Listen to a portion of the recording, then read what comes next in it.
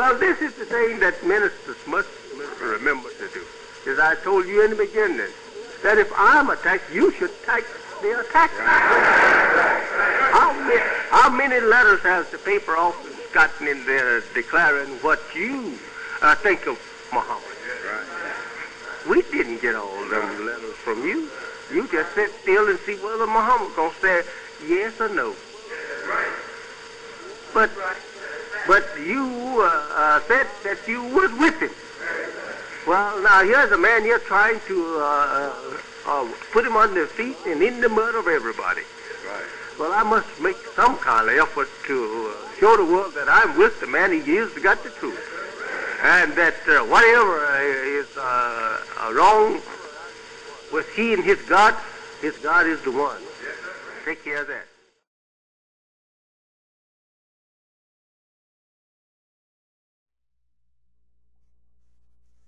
Now let's consider man.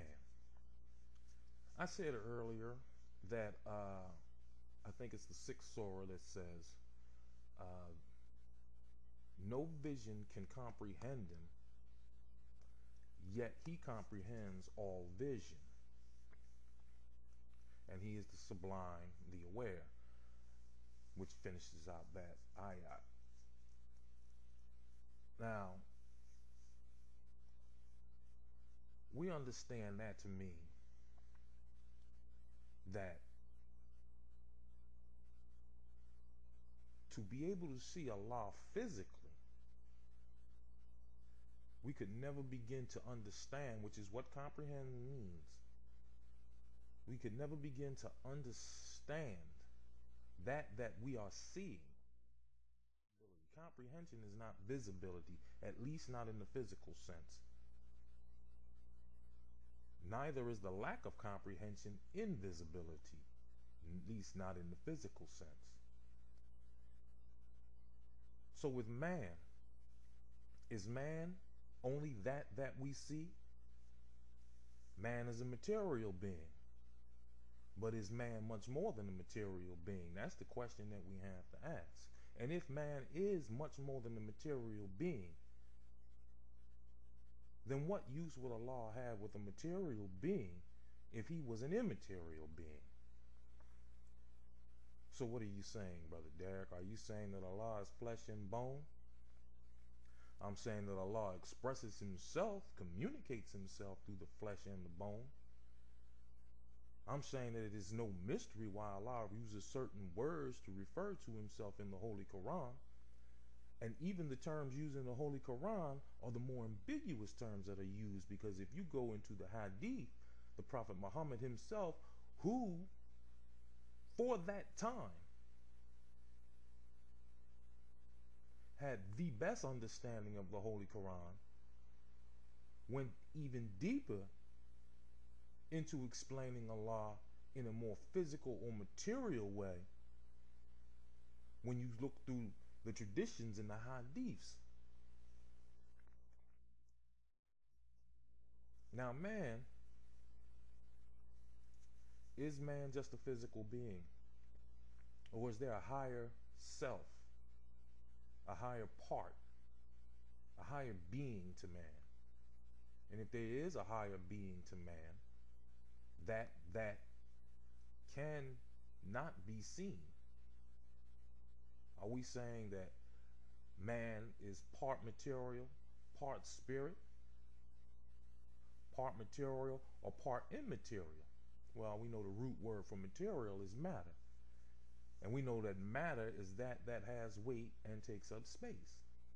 Now we know that this has weight and it takes up space. But what about that motors this? What about that moves this? What about that motors this?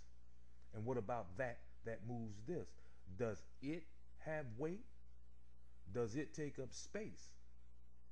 We would have to justifiably assume that it does, because it absolutely has the power to move that has weight and takes up space. I mean, let's consider the air that we breathe for a moment. We know this to be matter.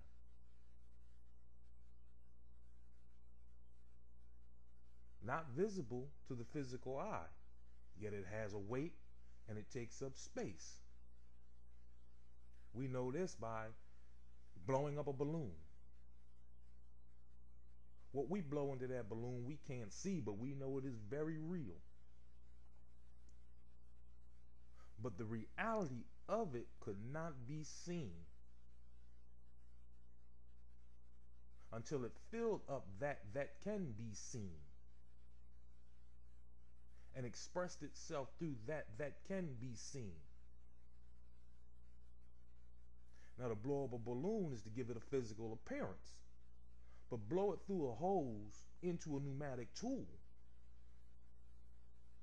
and we can even see greater the power of this unseen force through a work that it can perform through that tool.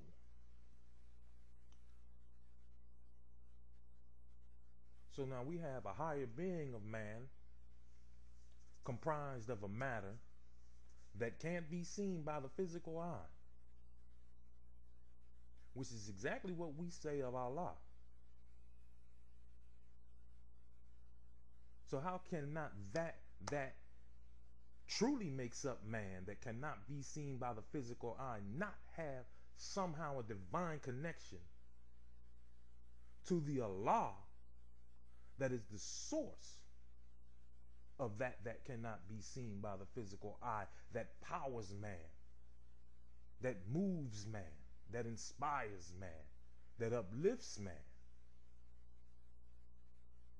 See, when you see me, you can see me come walking down the street. To take me in with the physical eye, I quite possibly could look no different than anyone else that you would see walking down the street, and you wouldn't think very much of me. But get to know me, and you find out that there's something more than meets the eye with this one, and with any one of us. You get to know me, and you begin to find out that the true me is not exactly just what you saw. The true me is that you got to know by experiencing me, by spending some time with me. So when we go into the Holy Quran and we're asked the question, well, where in the Holy Quran does it say that Allah would appear in the form of any person? Everywhere in the Holy Quran where it speaks of Allah, if properly understood, is declaring this beyond a shadow of a doubt.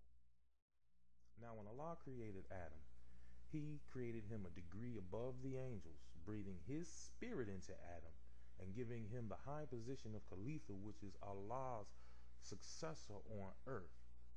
We, of course, know that this does not make Adam Allah's equal, but we do not separate Adam from Allah, because to take Allah's creation and to separate it from Allah himself is to declare his creation to be an independent thing, since Allah is the only reality.